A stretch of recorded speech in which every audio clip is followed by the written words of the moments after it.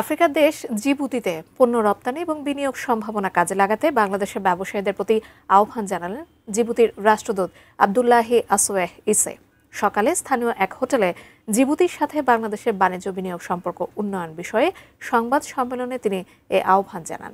এ সময় বাংলাদেশের জিবুতির honorary consul বিশিষ্ট ব্যবসায়ী আব্দুল হক বলেন, জিবুতি আফ্রিকা, মধ্যপ্রাচ্য এবং এশিয়ার বাণিজ্যিক প্রবেশদ্বার।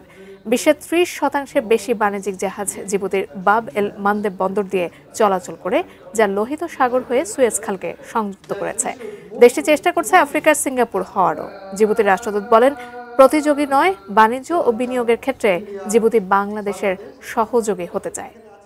সবাইকে বার্তাটা দিতে চাই যে বাংলাদেশকে ছড়িয়ে পড়তে হবে to survive, to explore the সমস্ত ফ্যাসিলিটি ডেভেলপ করেছে, হিউজ ইকোনমিক জোন ডেভেলপ করেছে, যেখানে আপনি মাল নিয়ে গিয়েও নদীকে রপ্তানি করবেন, কোনো ট্যাক্স নাই।